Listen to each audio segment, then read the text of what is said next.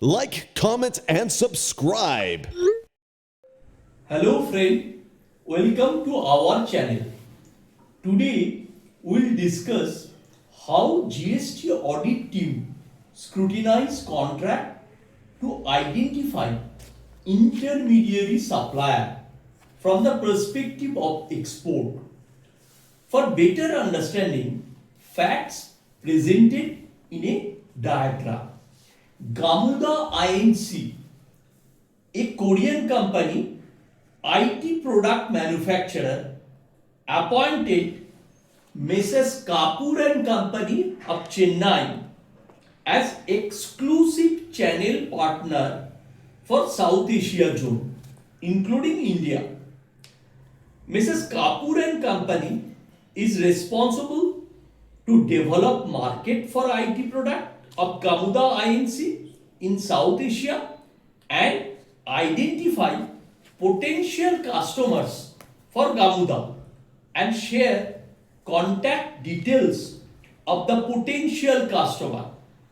It is agreed for this marketing support effort, Gamuda will pay USD 10,000 per month to Mrs. Kapoor and Company, and at the end of the financial year, depending on actual growth of business in South Asia, Board of Directors of Gamuda Inc. will declare incentive bonus to Mrs. Kapoor and Company. GST audit team, while verifying the export invoice, notice a line item under the head incentive bonus. They asked for contract copy to understand the scope of service. They noticed although scope of service is to provide support to develop market, but Mrs. Kapoor and Company is also remunerated for actual growth of sale revenue of Gamuda in South Asia. Audit team raised a query why incentive bonus earned by Mrs. Kapoor and Company will not be considered as domestic supply and liable to GST. Sir, Gamuda is in Korea. Mrs. Kapoor and Company is in India. Invoice in raised in USD on Korean company. Payment also received in USD. Why it will not be considered as export of service? To answer your questions, let's see section 2 subsection 6 of IGST Act for definition of export of service.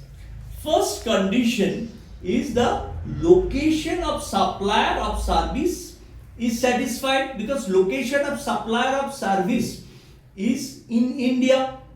Mrs. Kapoor is in India, so this condition is satisfied.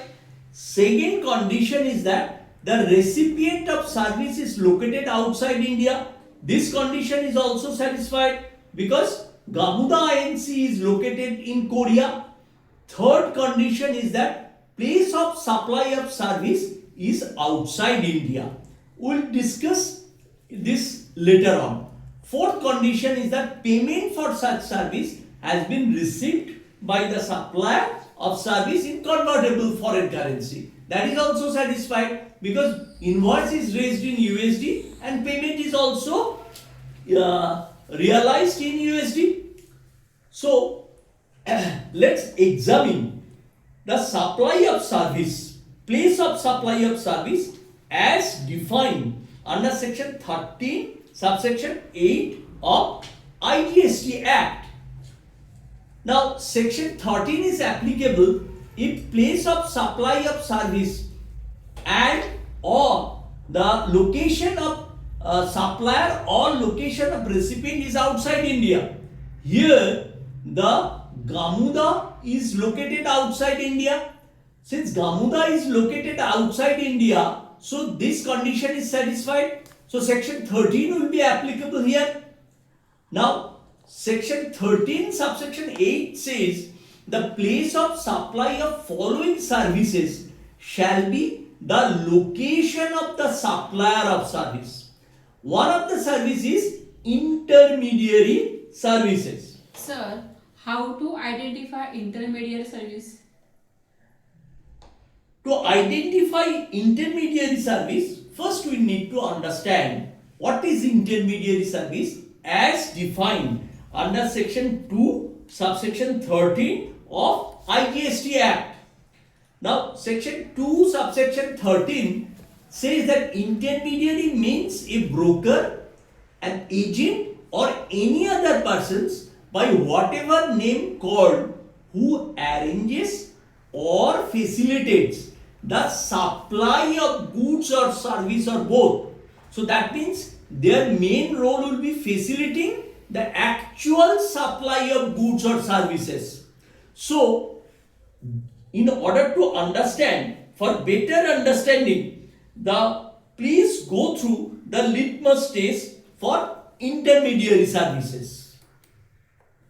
Sir, as per litmus test, minimum of 3 parties are required. But here there is only 2 parties, Gamuda and Messrs. Kapoor and Company. How litmus test for intermediary services will be complied here? Good questions. You are right. Absolutely correct.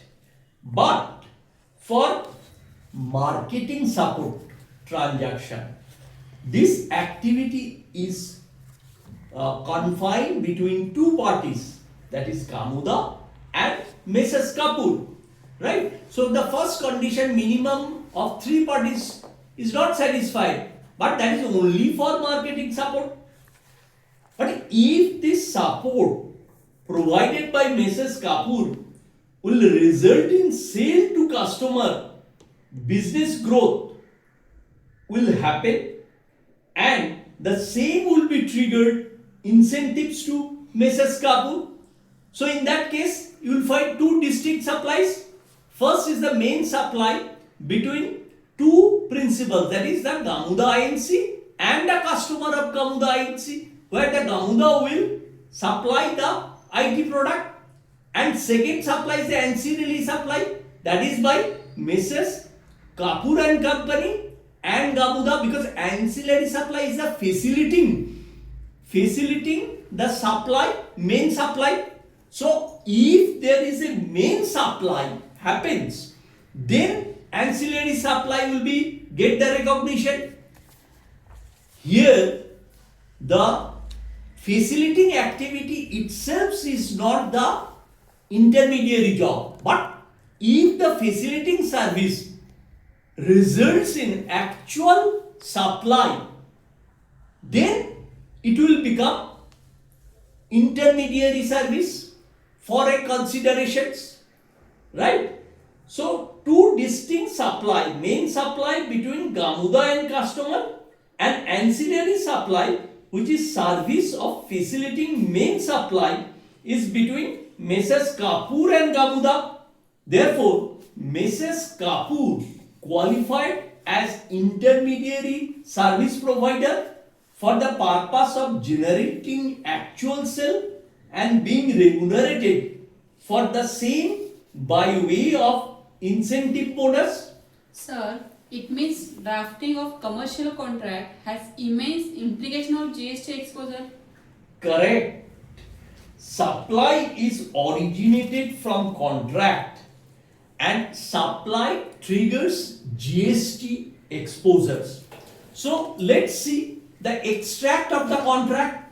If we see the scope of service, then this scope support, it is a marketing support service. So it is not an intermediary service, because they say that we will do marketing campaign for IT product of Gamuda Inc. in South Asia, and what they will do, their main job is to undertaking campaign includes enhancing the product visibility amongst the potential customer and assist Gamuda International to establish contact with the potential customer. So as per this scope of service, it is only a marketing support.